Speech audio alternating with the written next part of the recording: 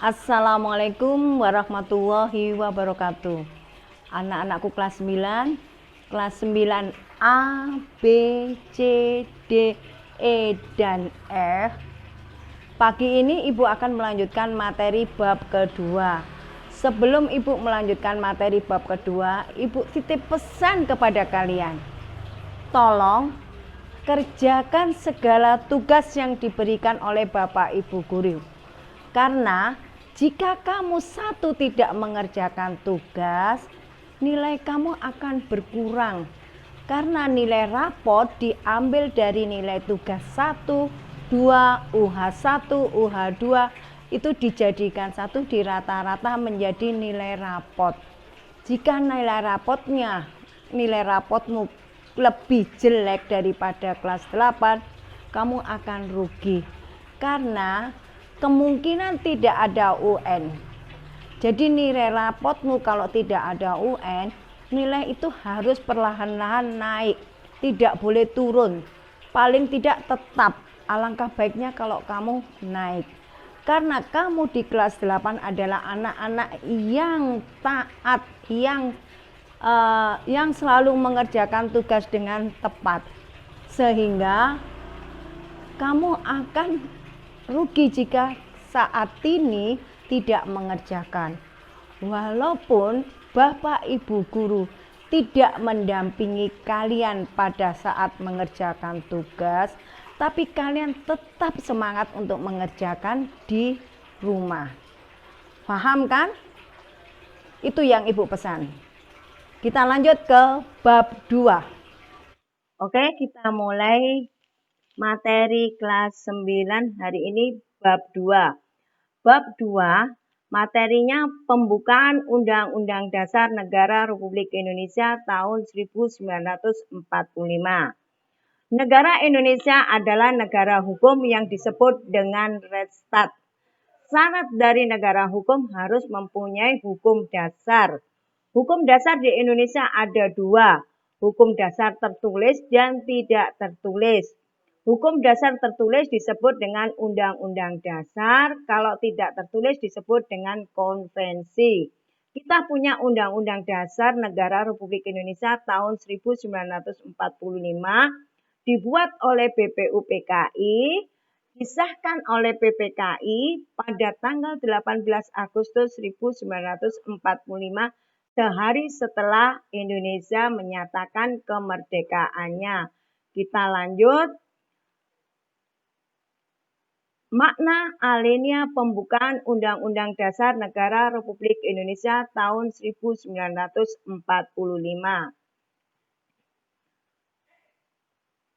Undang-Undang Dasar Negara Republik Indonesia tahun 1945 sebagai hukum dasar Indonesia tertinggi tertulis terdiri atas 2 unsur.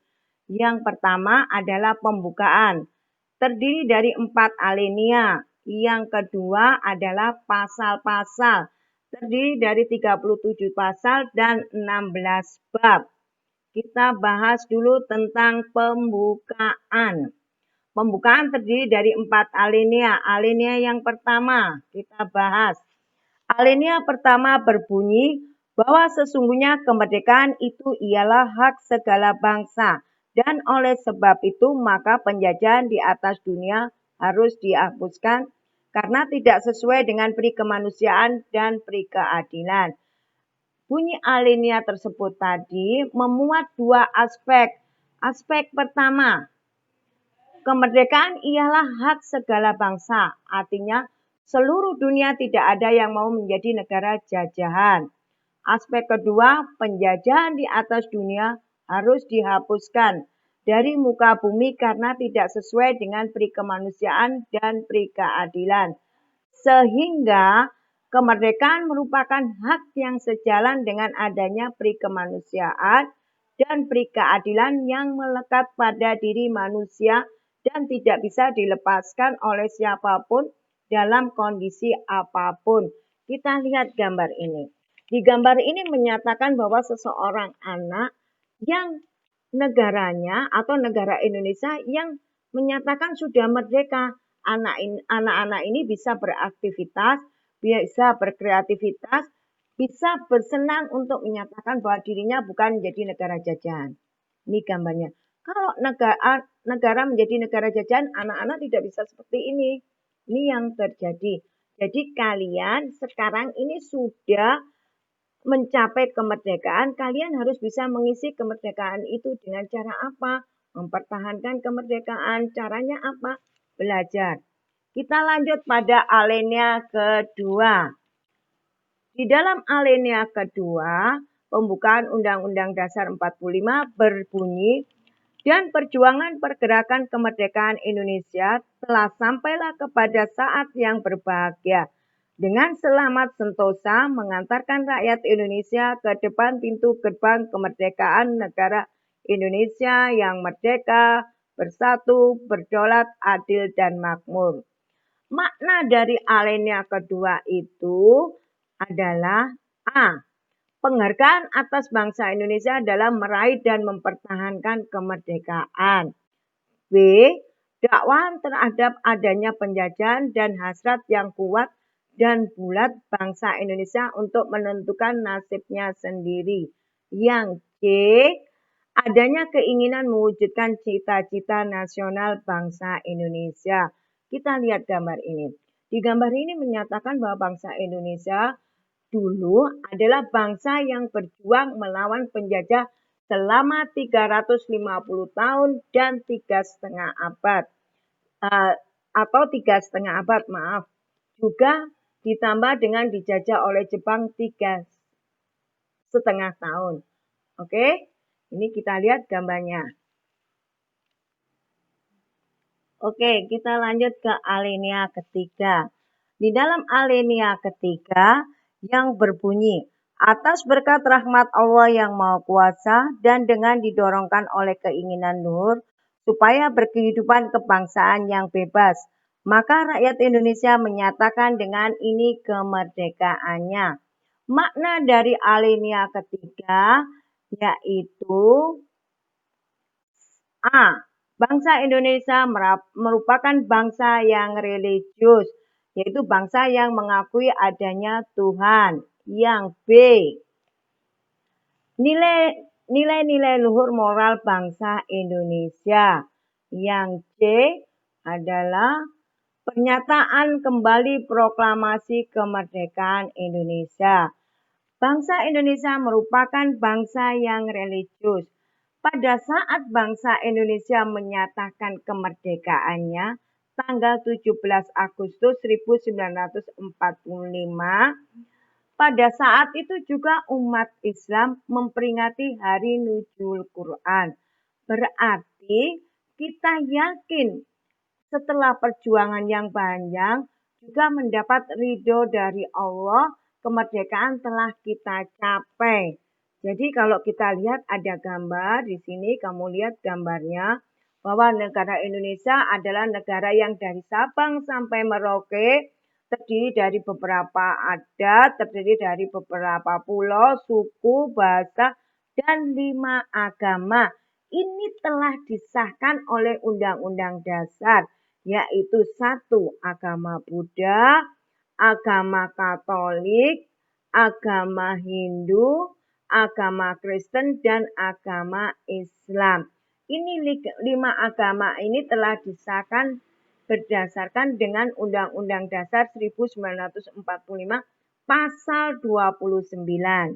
Kemudian ada satu lagi kepercayaan yaitu Konghucu dimasukkan menjadi agama tapi tidak berdasarkan pada Undang-Undang Dasar 45 berdasarkan dengan ketetapan MPR.